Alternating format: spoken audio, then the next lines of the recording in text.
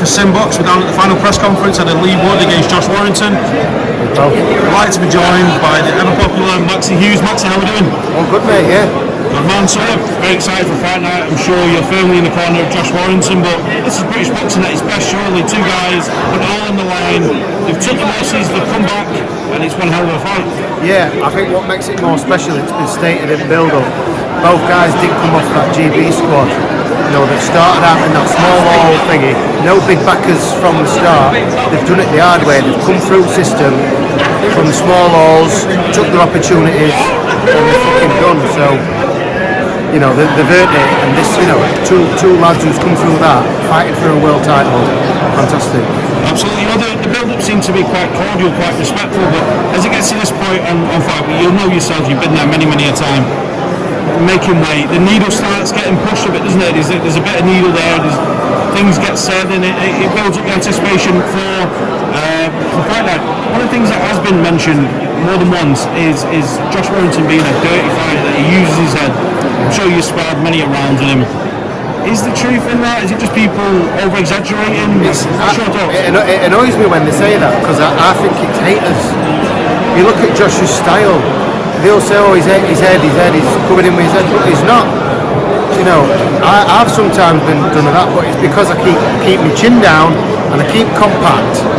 And people who are more upright, they walk onto it, so they're looking for excuses. So, no, I don't think there's no truth in Josh as a dirty fighter. So, yeah, I do get a bit riled up myself when I see it, but you know, he doesn't purposely do it. He's tucked in and he comes forward. So, you know, anybody who's upright and not paying attention much, they're looking for excuses to something to blame and looking at the referee to say, oh, tell him that, you know, rather than thinking, just get on with it. Yeah, absolutely not. With the fight, it's divided opinion. Many of it it's 50-50. Eddie Hearn himself says he doesn't think it goes past 6 rounds. One of the biggest myths in boxing is that Josh Warrington doesn't hit hard because his record, we know he hits harder than his record suggests. Do you believe this fight ends within the distance either way? I think Josh will stop him late on me. But again, you know, it's coming from a biased point of view.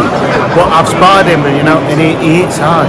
It's not like he'll tie you up and then one whack. Everything is hard. He's so physically strong, you know. And people who'll get it ring, they'll all tell you. You know, I had a chat with Carl Frampton a couple of years ago before he retired, and that one thing he said, I can't believe how strong and how hard he hit me. He says, I underestimated that. And you know, Carl's down to earth as we come. He says he just beat me up. That was, you know, that's Carl's honest words. Yeah, absolutely. You speak to Sean Hagan, trainer for Josh Warrington, trainer as well, and amongst other people, and it seems to me that Josh has rediscovered that fire that some people are saying he's over the hill, even though he's younger than Leigh Wood. But he's posted PVs in the gym, he seems hungrier than ever. Do you think it's the underdog mentality that's bringing that out of him, that his back's against the wall and he's that's ready what to I was going to say, his back's against the wall. You look at when he fought Selby and then straight into the Frampton fight, nobody gave him a chance in them fights, and look how he performed. So when his back's against the wall, and you know, he's feeding off these people who are saying this and saying that. You know, they need to have a close look. Look at his last fight. I thought he were unlucky not to get a decision against Lopez. I was there at corner. I thought he's got this. Especially with how strong he finished. Excuse me. So a solid performance. So you know, people who say, oh, he's reached the end. It's not this. It's not that.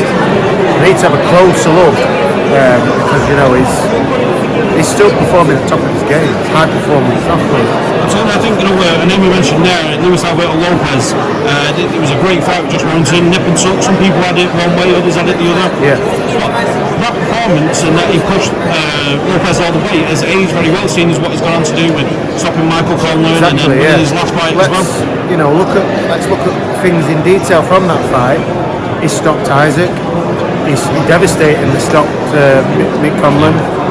He hit Josh with a load of them big shots and didn't budge him. Josh just fucking walked straight through him. You know, and that's coming back from a broken jaw, so that shows the kind of steel and grit that Josh was made of. Absolutely, we look forward to Saturday night. Away from that, well, I've got you. Where's the career of this Cinderella run up to at the minute? We've seen you had that horrendous decision against George Kambosos. Was the appeal lodged there? Did we look at running that back? Where are we up to? So we've been in contact with IBF, and it's positive news. They've now ranked me in top 5, which should make me. They've obviously Devin Haney's still holding up the division. They'll either going to strip him or he'll vacate because he's got his fighting outs now. So he's got to release them belts.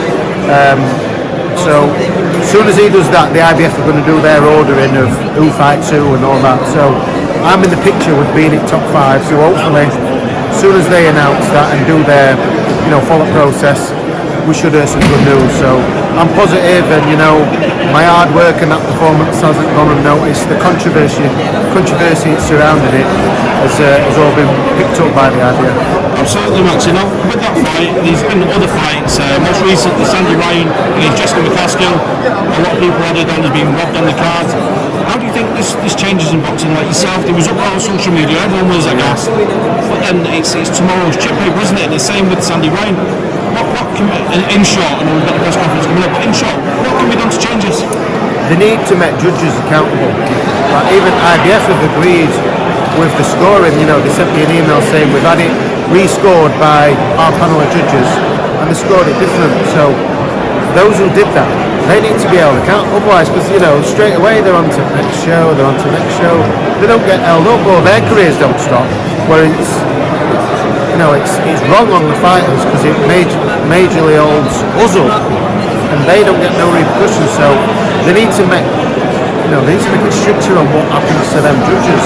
Yeah, absolutely. I mean, it's a bit more subject to different context, different sport, but we've seen with the Premier League recently, the Liverpool-Tottenham game, and those guys have been held accountable, they've been stood down. Yeah. There needs to be that kind of process, So I it think. should, yeah, because it's not right, is it? So yeah, that's what they need. They need stringing up, don't they? Absolutely, but away from the negative, back to the positive. You've alluded to it already, but give us your final breakdown and prediction for Saturday night, Leigh Wood against Josh Warrington. Just a Josh win. I reckon a late stoppage made. No, it's a shame because we like Leigh in our gym. It's like I say, it's not a grudge match. This it's two proper boxers who are getting it on. So my man's going to win definitely. So Maxi, thanks for speaking to SimBoxx. I'm sure we'll catch up again soon. Cheers, pal.